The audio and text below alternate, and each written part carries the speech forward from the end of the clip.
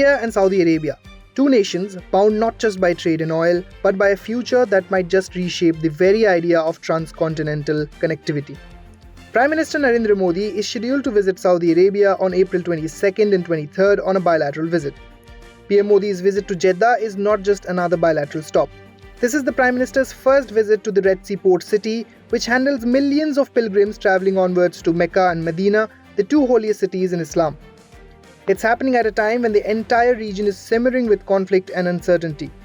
The Gaza war continues without respite.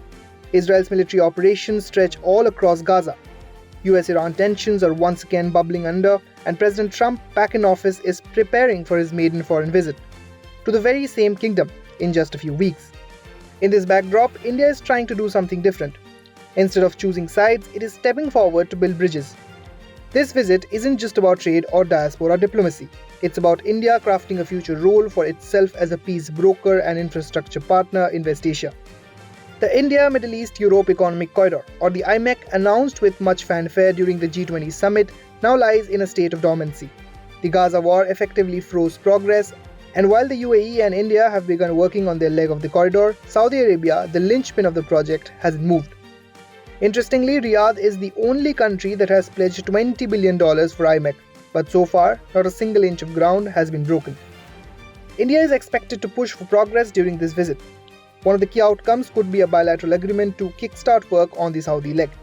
Another creative proposal could involve a temporary realignment of the route via Egypt until Gaza stabilizes. Defense is another area where quiet conversations have been brewing for years. Now, they might finally take formal shape. From intelligence sharing and joint naval exercises to cybersecurity cooperation and logistical basing rights, India and Saudi Arabia are preparing to ink multiple defense pacts. India is also expected to pitch military hardware under its Make in India for the World initiative. This includes not just arms and ammunition, but also opportunities for Saudi investment in India's burgeoning defense sector. Energy has always been at the heart of India-Saudi relations. Saudi Arabia is one of India's largest suppliers of crude oil. But now, the conversation is expanding from black gold to green energy. During this visit, Modi is likely to push for deeper collaboration in renewable energy and green hydrogen. A 2023 Memorandum of Understanding already covers joint work on clean hydrogen, renewable energy, and even power grid interconnections.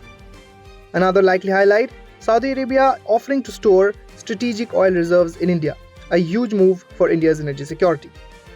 India's digital payment revolution is already crossing borders. RuPay cards are used in the UAE and Oman.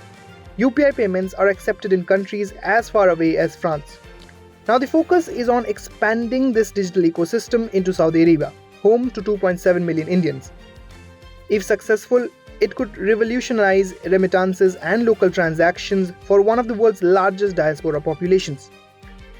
But soft power doesn't end there. Saudi Arabia is watching closely how Indian hospital chains, IITs and IIMs have entered the UAE. The kingdom is keen to replicate that model. As Saudi Arabia looks to diversify and open up, India presents a non-Western, culturally rich yet modern partner. This visit isn't happening in a vacuum. It's unfolding amid tensions that threaten to boil over into full-scale war. The Gaza conflict shows no signs of stopping.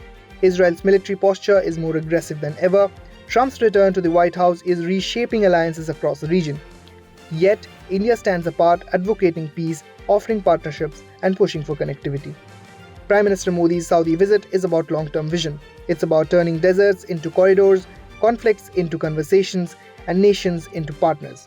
With Farhan Khan, Bureau Report, India Today Global.